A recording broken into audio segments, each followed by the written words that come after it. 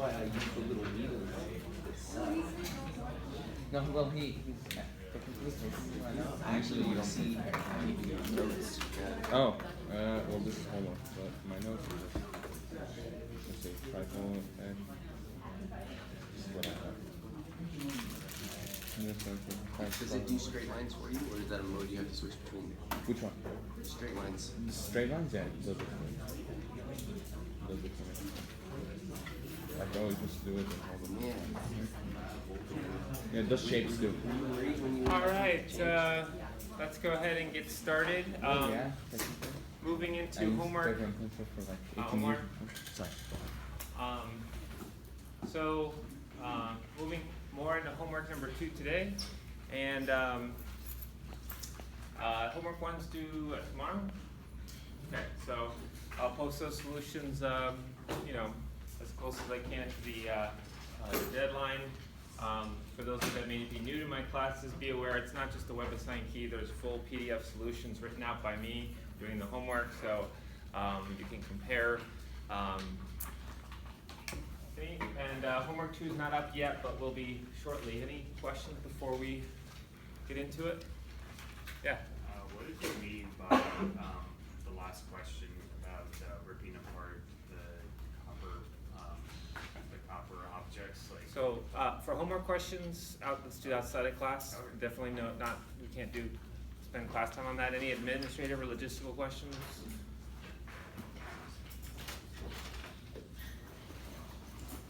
Okay, so here's where we were at before.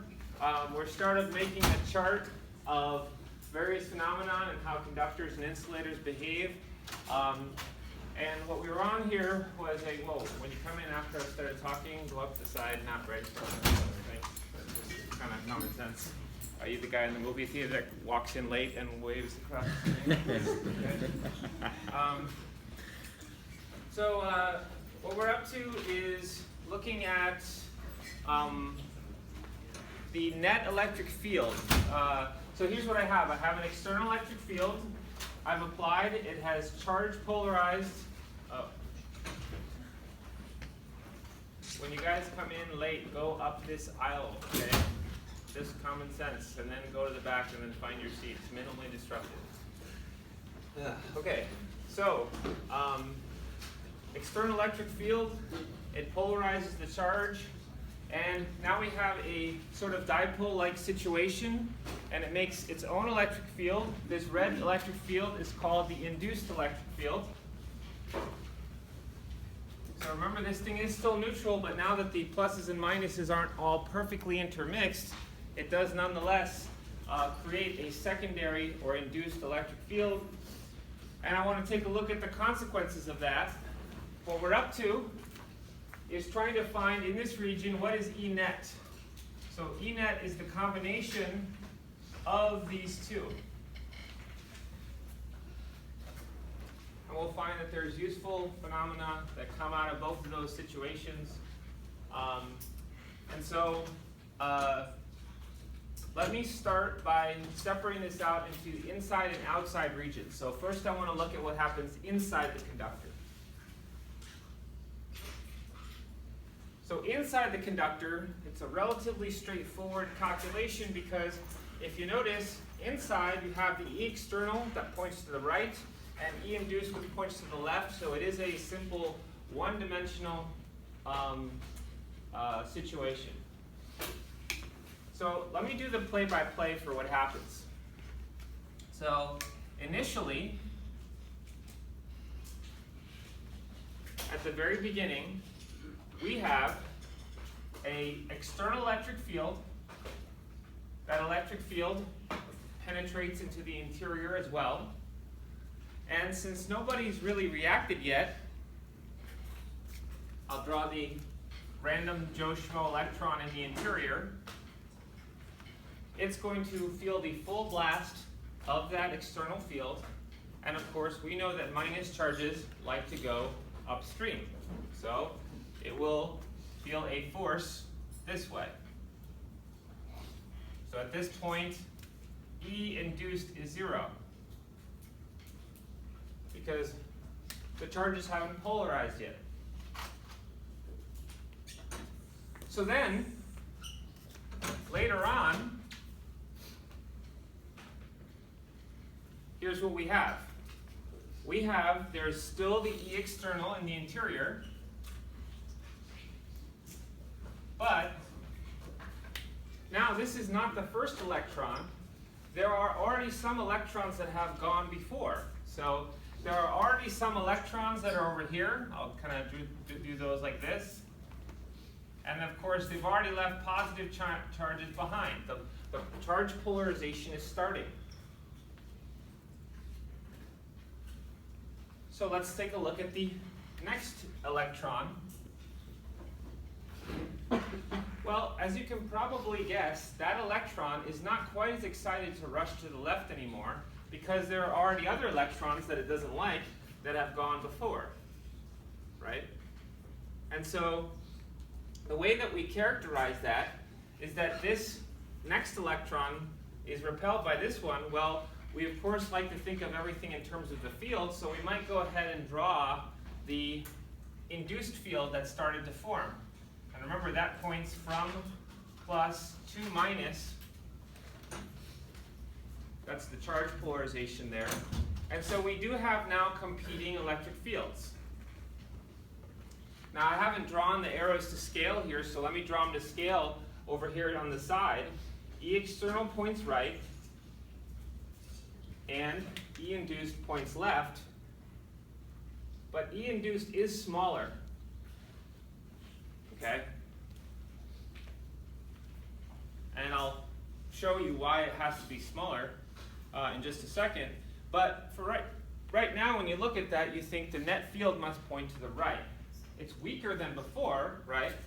But it's still overall to the right. So what is the sum of these two? Well, the sum of these two is an E net that's something like this. So it still points to the right, but essentially the induced has taken a little bit of the edge off of the external. So at this point, we have that the E net is lessening. Now the net field is smaller than the external. It's not zero yet, as it will be, but it is smaller. Okay? So the final state of this is the following. You still have your external, but by definition, this process ends up stopping when those electrons in the bulk of the interior want to go upstream to the external field as badly as they don't want to go where all those other electrons already went. So now what we have is there's already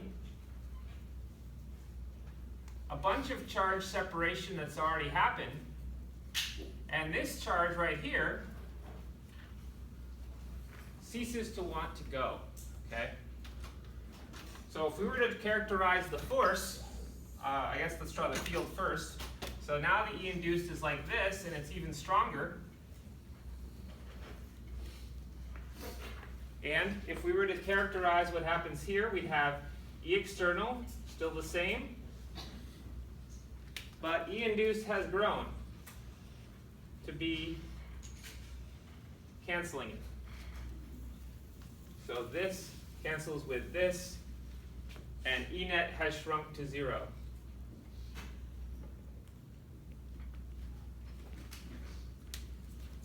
So essentially, the net electric field shrinks down to here. Okay?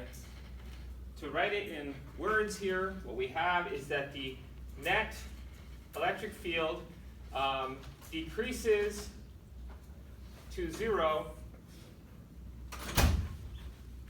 as the charge polarization increases.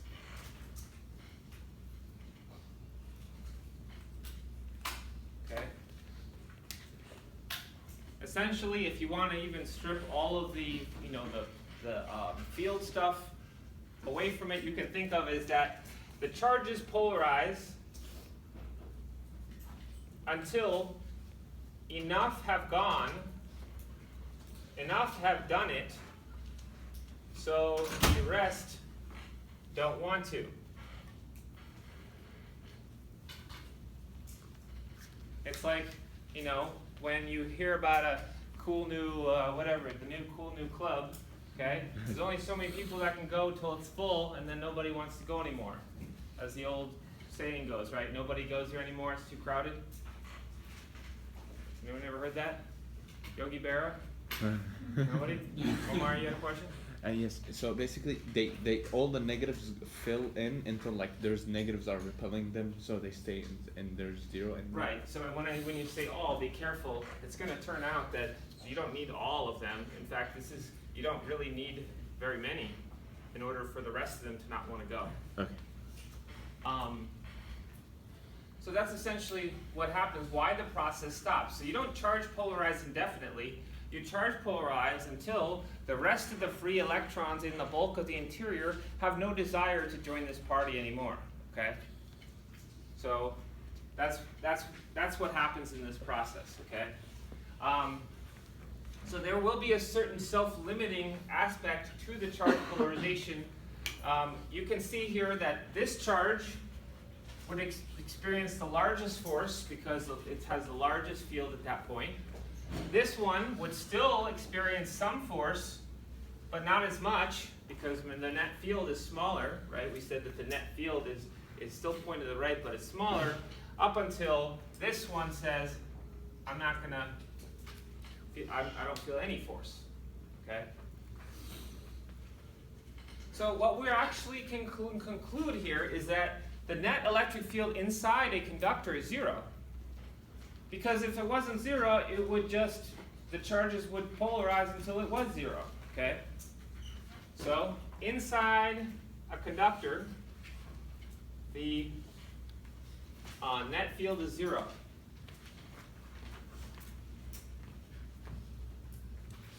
So there's a name for this phenomenon, and there's a few details about it that I need to tell you so that you understand why it's called that. Now, of course, I've been doing this only conceptually, but here's a couple of fun facts about this process. This process is approximately instantaneous. It happens very, very, very fast. There's nothing really to stop the electrons from polarizing, okay? Or the charge from polarizing.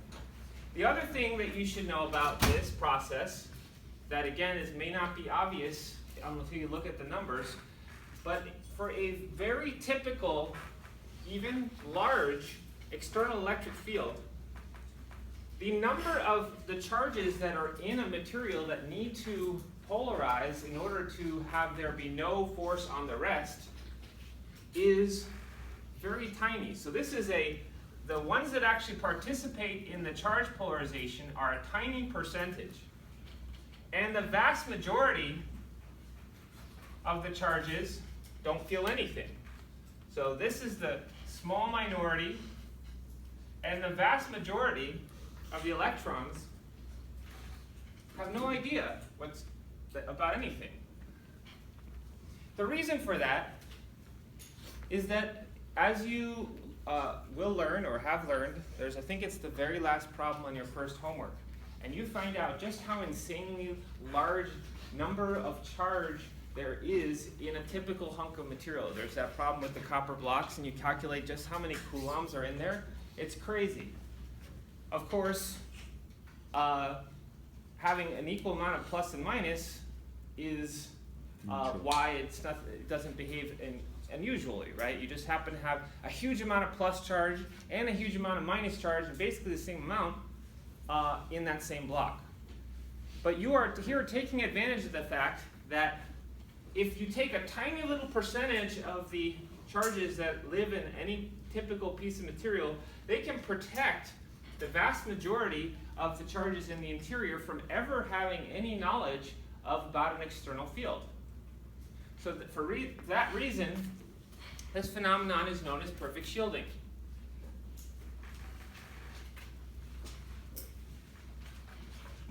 Okay?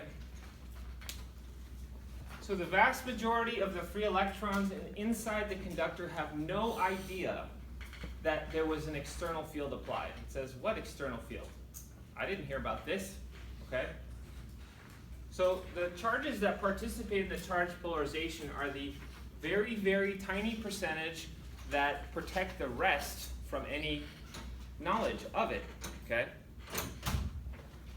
So the experience for the vast majority of the electrons in the interior is, I didn't know there was an external field, and whether or not there was an external field or not, they don't know the difference. Because if there isn't an external field, well, great. But if there is, they're protected from it, okay? So it's kind of like, you know, you're walking, you know, downtown San Francisco, a little bit of a sketchy neighborhood. I don't know if they have sketchy neighborhoods anymore in San Francisco, but, you know, now it's all Twitter or whatever. So let's say you're walking in a sketchy neighborhood, you know, with a young kid or something like that, and you see some sort of character you're not quite sure of.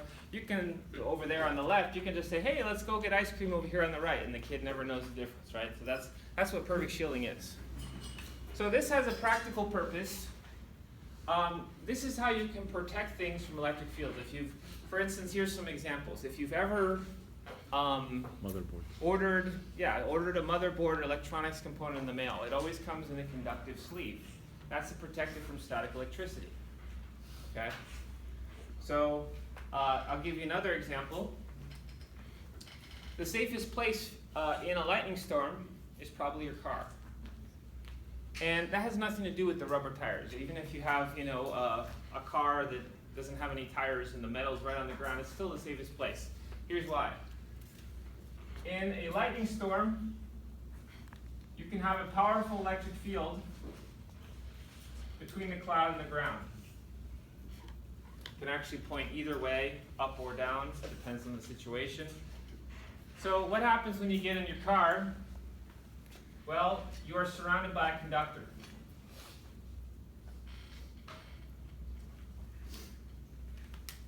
So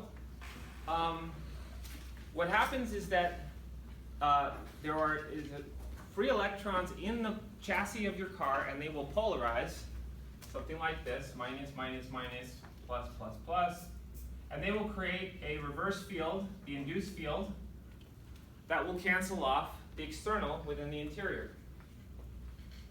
If they don't, then they would just move until they did, right? That's the whole point, is that if they will shuffle themselves in such a way that nobody else wants to go. That's the self-limiting aspect of this. Notice it doesn't even need to be a solid block of metal. There just needs to be a continuous path so that if an electron wants to go from any spot on the chassis to any other spot, it can get there. But the electric fields they make have no problem. The induced field has no problem being in the interior cabin, okay? So even though the charges themselves don't come into the interior where you're sitting, their fields do, and so you're protected, okay? You are perfectly shielded, and what's doing the protection is the free electrons that are polarizing in the chassis. You need a surprisingly little amount of metal as long as it's all around you. In fact, I've posted for you some links of people using perfect shielding to their advantage. The first link, this is in the electric field maps and links. So electric field maps and links, it's already posted for you on the course webpage under the materials. First one is the Boston Museum of Science. There's a Van de Graaff generator there, if you know what those are. Creates lightning, man-made lightning. It's 3 stories tall. It's the largest in the world. Create lightning bolts that are like 40 feet long. And they have a person every day at whatever, 2 o'clock and 5 o'clock, whatever, they get inside this cage and they let the lightning hit them. In fact, they can not only sit there inside the cage, which, you know, is basically just like rungs. It's got lots of air in it. I mean, you can see right through it. The person will not only let the lightning bolt hit the cage, but they'll put their hand on the inside of the cage right where the bolt is sitting. They're fine, okay? So this is using partial shielding. You can take this to the logical extreme and just wear the cage. So I posted some videos of Dr. Megavolt, who basically goes around the Bay Area putting on shows where he gets hit by lightning. He'll like jump up in the air and you can see the lightning bolt hit his head and come out his feet, okay? So this is partial shielding, or sorry, this is perfect shielding in action. It has a practical purpose. It will protect things from external fields. You're taking advantage of the free electrons that exist inside the body of conductors. Are there any questions on that? Yeah. So it's a tiny percentage that will polarize as the field increases. That percentage would increase also. Yes, but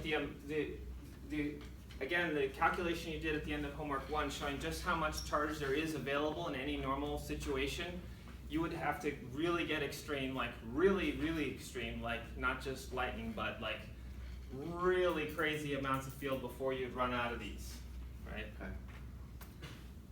Yeah. This is true for electric fields. So. Is it for any external electric field or just uniform? Any field. Yeah. So it would get more complicated if to do the calculation if it wasn't uniform, but the principle still definitely holds for sure. So I just use the uniform field simply because it's easiest starting point. So how the charges would polarize might be a more complicated configuration in a non-uniform case, but it would still, essentially the logic still holds, right? Is that whatever configuration they would be in to cancel the field, if they're not in it yet, they'll just move until they are, right? Because if they have any lingering desire to do anything, then they will. And because there's nothing really holding them back, they can kind of move into the right position almost instantaneously. So while I have all this up on the board, I want to catch up the insulator.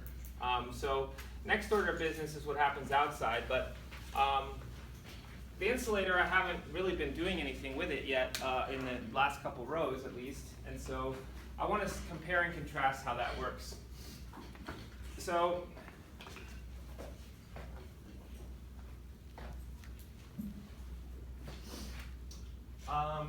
insulators.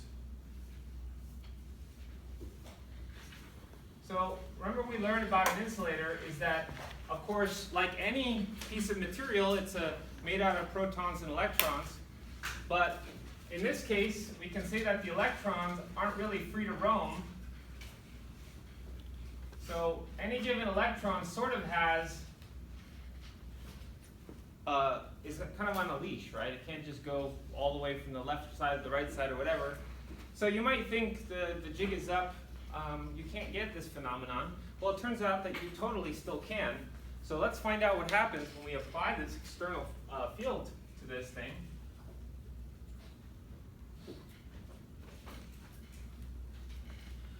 So what will happen is that now the chances of finding the electron on any given side of the nucleus is not random anymore.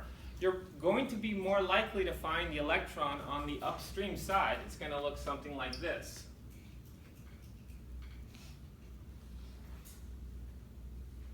So you're more likely to find the electron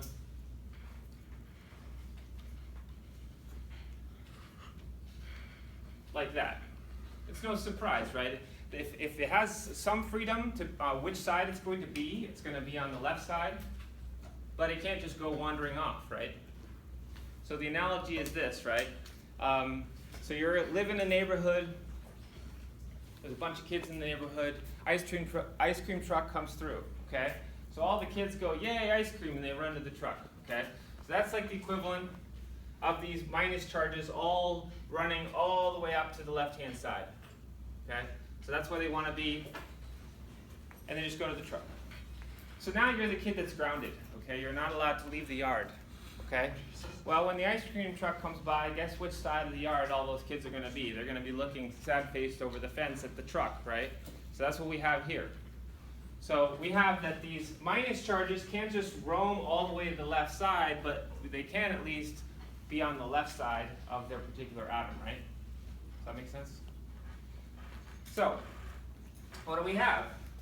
Well, the interior is certainly just a mix of pluses and minuses, but we are more likely to find minus charge on the left side and plus charge on the right-hand side. We still get charge polarization. So you still get charge polarization. we just achieved it by a different mechanism. Instead of having the mass migration of electrons throughout the bulk of the material, we've achieved it through atomic rotation. Okay? So we have atomic reorientation is the mechanism. The only issue with that is that, of course, how much negative are you going to really get on the left-hand side? Well, there's only so many atoms on the left-hand side. So you're essentially limited to how much charge is sort of near that side. And for that reason, you can expect that while the charge polarization happens, you just don't get as much.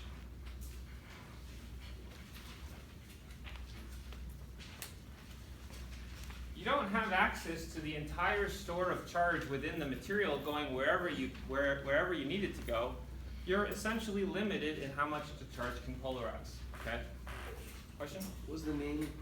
That's atomic reorientation. The name of the other. I called it mass migration. Right? The electrons can just wander wherever they need to go. Okay? They can wander all the way from one side of the whole object to the other. They're not tied down. So I kind of gave away the punchline last time, is that everything that the conductor does, and does very effectively by the fact that the electrons are free, or a huge number of electrons are free, well, the insulator sort of tries to do the same thing, but it just is not as effective because the charges are not mobile. Okay? So charge polarization, does it still charge polarize? Yes. And remember, one of the things we looked at last time was that if it's a non-uniform field and something charge polarizes, it can be attracted to something that is charged. So we talked about charged objects attracting uncharged objects. You can have that here too. In fact, I'll tell you right now that the object that I will have you try this with, this will be Wednesday of next week, is not a conductor. It's an insulator. It's a little bit of styrofoam packing peanut. So you will get a chance to take a uncharged bit of packing peanut and see that you can attract it to charged objects. Okay. So, what about this shielding business? Well, we said essentially that this process runs unchecked until it basically feels like it doesn't want to go anymore. The only reason why it stops happening is because the rest of the charges don't want to go. Enough have polarized so the rest don't want to. Well, the process here with insulators is going to be that, of course, you can't have that charge move how you want. You're going to get stuck somewhere over here. So you get some charge polarization. You get some E-induced. E-induced will knock a little bit off of the external, but you still will have a net field in the interior. So essentially, you're going to do something like this, and you're going to get stuck. So an insulator gets stuck somewhere here, and then a conductor just goes until it doesn't want to go anymore. Okay? So what we call this is partial shielding.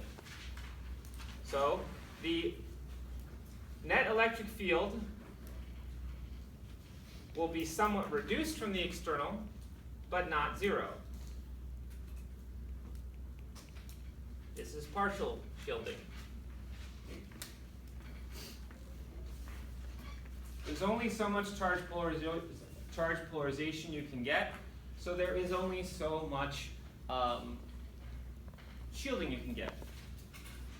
So again, I guess I can write that down as sort of a blurb here. So E net reduced somewhat by E induced, but the charge polarization and E induced that is caused by it, that it causes, are more limited.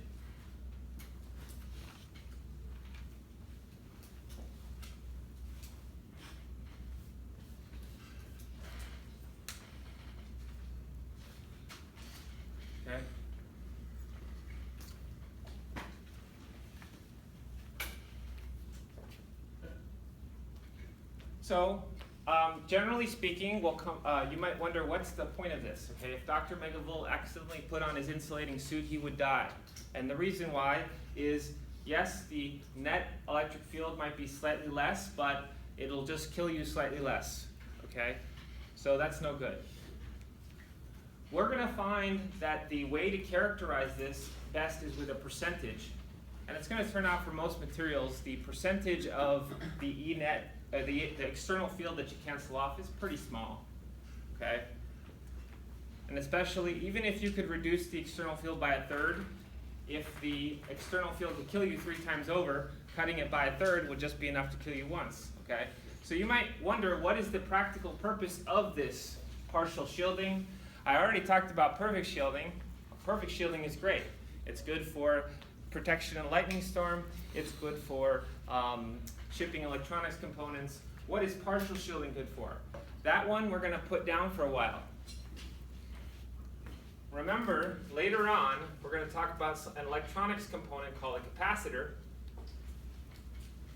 And it's going to give us a way to soup up the performance of that component.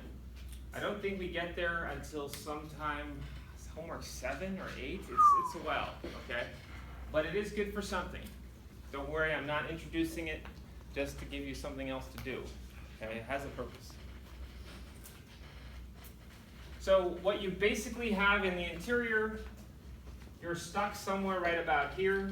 You still have an E net, it's just smaller than the external, and that of course continues to hold the atoms in the interior in that orientation.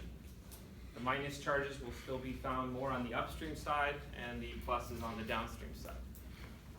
So just wanted to catch that up so that I can clear off some space. Are there any questions before I do that? Yeah? Minus charges always feel a force against the external field, right? So that's just, you know, the basic relations from homework 1, right? Minuses want to feel force upstream to the field, pluses downstream. Any other questions? All right, so we need to turn our attention to the outside.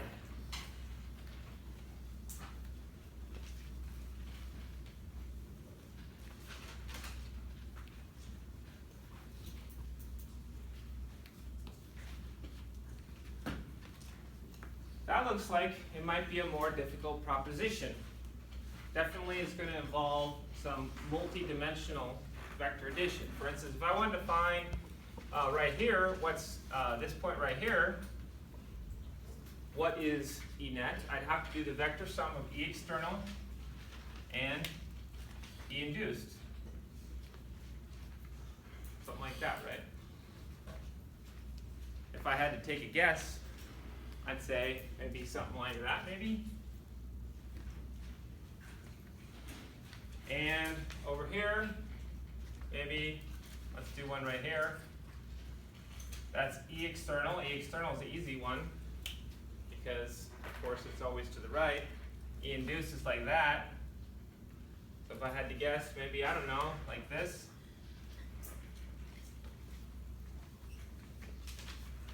This is not terribly productive.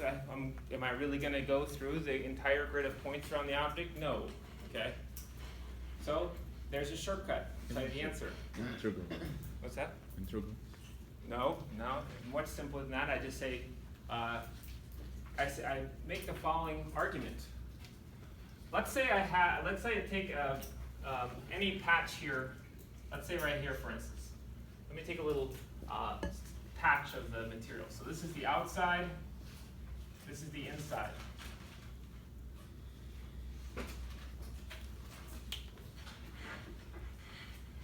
I'm going to show you why the net field outside has to be perpendicular. In fact, that's the answer, so I'll just give it away.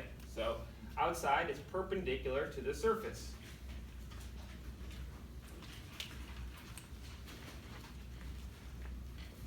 And the way that I'll do that is with the argument showing you that if it's not perpendicular, I'm not yet done polarizing. I'm not yet done configuring the charges to protect the inside. I'll show you that there is an inherent connection between making sure that you shield the inside and making sure that the charges all settle in their spots to do that, and the outside having to be perpendicular. So the style of this proof, I don't remember what this is called, but I'll basically pretend it's not perpendicular and show you, oh, that's dumb. It's got to be perpendicular. So I'm going to hypothesize here that the net field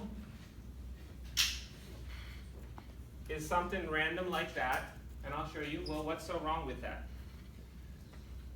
Well, the charge here would feel a force, and I guess just to be technically speaking, in case you're bothered by this, remember this is the net field made by the external plus all the other electrons. Okay? So you can't have self-force. So technically speaking, that's the net field made by the external, and then all the other billions of electrons except this one because it can't act on itself, right? But really, that's just semantics, right? If we take a billion electrons, what's one? Or it's not going to change the field much if we take one out, right? So what will happen here? Well, that'll experience a force which I will break up into two components, parallel and perpendicular to the surface.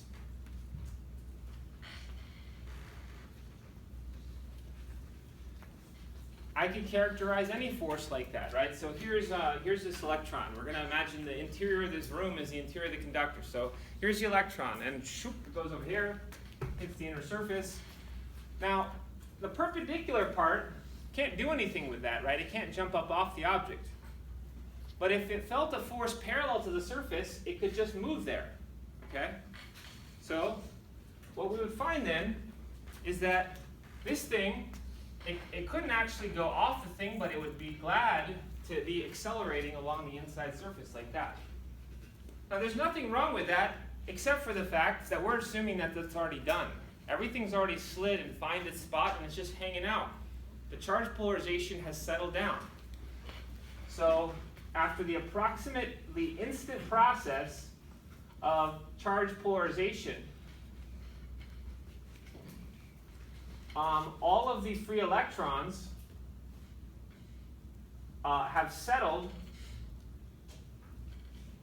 into their spots, wherever they need to be. If there was any residual net field inside the material, then the electrons would just still be moving to until there wasn't. So by definition, once everybody's settled into place, F parallel must go to 0. Well, that of course means that E parallel has to go to 0. If you can't feel any force along the inside surface, then there cannot be any field to compel you to do that. Okay? So, can't slide along the surface. So, therefore, there is no field that wants you to.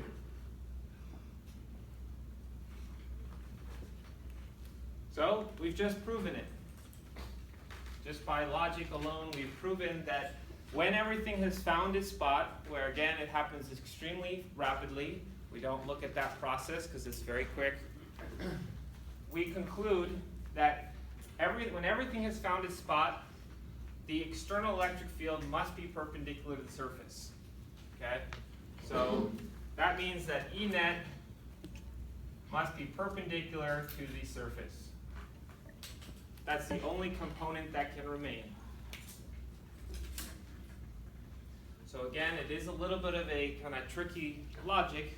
I basically assumed that maybe the net electric field wasn't perpendicular to the surface. What's so wrong with that? Well, we just showed what's wrong with that. Therefore, the field must be perpendicular. So, without further ado, let's go ahead. First of all, I should mention, by the way, that my results by brute force were in agreement with that. That's what you would get if you wanted to calculate 1,000 points around this thing. You'd find that that was the case. So without further ado, let's show what happens when we add this on the exterior. What happens when we add this to this, all this crazy stuff?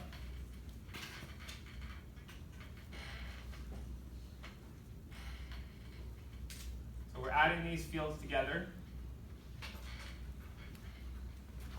And again, we're just doing a rough sketch. This is what it looks like.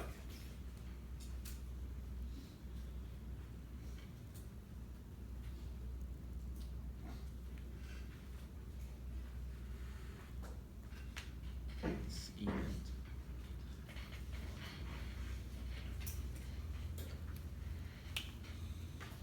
What I've just drawn there is E net.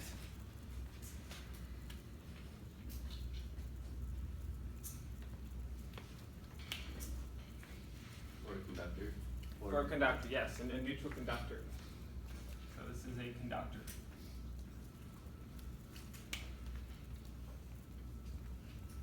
So let me point out the features.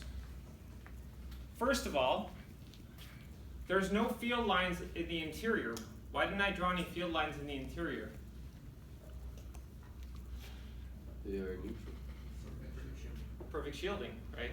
There is no field in the interior. Nearby, the field is bent perpendicular to the surface. So this is perpendicular, perpendicular, so on and so forth. So these charges, these electrons that have been brought into the surface is charge polarization. The only residual field they feel is, the only force that they continue to feel is directly outward perpendicular to the surface, and since of course they can't actually jump off the surface, then they essentially, those electrical forces are canceled off and the charge polarization is complete. That's where they sit, okay? And finally, why is it that out here the field resembles the uniform field that's just the external when you get far away?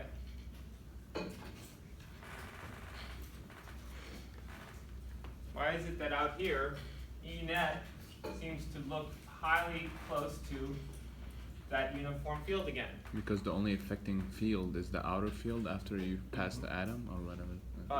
As you get further away from the conductor, right, the conductor is going to make a field, this induced field is going to weaken as you get further away. So as you get far enough away from the local influences of the conductor, where the conductor locally pulls stuff perpendicular to the surface, pulls the field lines perpendicular to the surface, then of course you return back to what the overarching environment wants, which has a uniform field. Okay. Is there a formula to calculate how much distance that field will go back to its normal, so we can actually put a conductor in You it? can calculate all of this, but it is extremely difficult. That's what we're doing conceptually. Okay. And as far as the insulator, you can guess it bends the field nearby, but again, not as much. So bends it a little bit in the local area due to the charge polarization, but again, since it can't charge polarize as much, it can't bend it as much. So it may not be able to bend it all the way perpendicular to the surface, it just bends it a little bit locally, okay? Does that make sense? Okay, and let me tell you of a very practical purpose of the use of this. Again, these aren't just things to torture you, they have practical uses. So just for the sake of argument, let's say I had another neutral conductor, but this neutral conductor wasn't this generic spherical shape that I did. It's like the sphere with a big spike on it, okay? Now I'm not going to do it justice here, but I posted you on the electric field maps and links. I posted pictures for you of this. In order for something like this to cancel an external field, the charge polarization sort of looks like this. And effectively, effectively, that puts a lot of electrons in that tip. And what you will find is that to bend a uniform field perpendicular to the surface, just the simple geometry of this is that if you want to bend a field perpendicular to the surface, when it's this extreme, it's going to concentrate the field lines. So it might look something like this. So basically what we have is that near sharp points and sharp corners, the net electric field tends to be stronger. So what is this thing? It's a lightning rod. So you may know that there are these sharp conducting things that they put on top of tall buildings. And then they have a wire that comes from them that runs down the ground, so if lightning strikes them, it's able to take that charge and send it safely where it can't hurt anything, right? You know what lightning rods are? Yeah, exactly. Okay. Now the thing you may not know is that a lightning rod is not there just in case lightning hits it, it's actually more likely that lightning hits it. It actually draws lightning. Near those sharp points, the electric field is strong. And in fact, if the electric field in the atmosphere is strong enough to start tearing apart air molecules, which is what lightning is, that's where it's strong, that's most likely.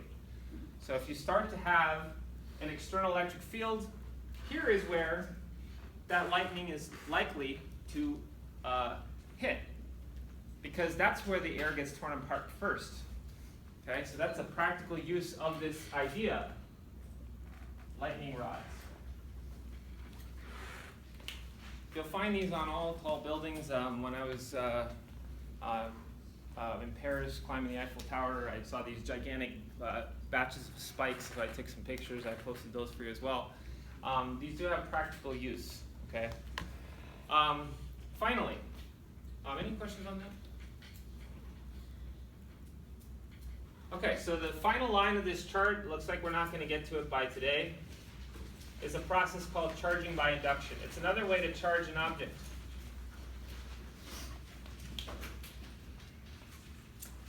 And this is actually something you get to try out in lab next week. And it is the first phenomenon on this chart where it's kind of like a yes or no situation.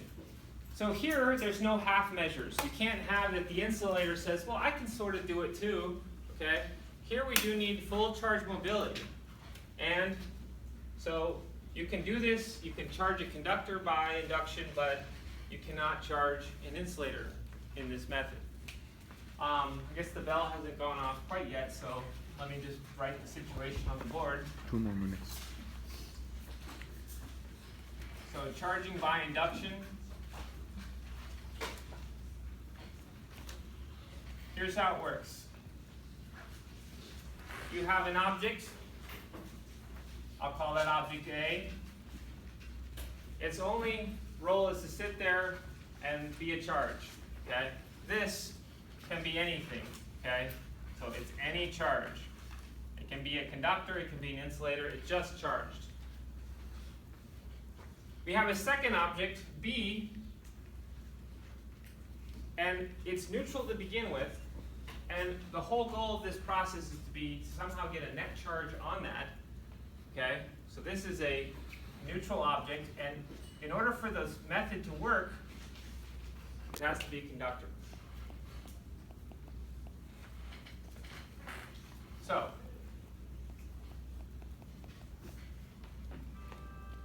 when we say charging by induction, we don't want to touch them. We're not charging by contact. We're not rubbing them. We're not letting the charge that's on A distribute onto B. Okay? That's not what we're up to. All we're going to do is bring A nearby, and we're going to find out that that's enough to cause something to happen. Okay? So let's pick this up on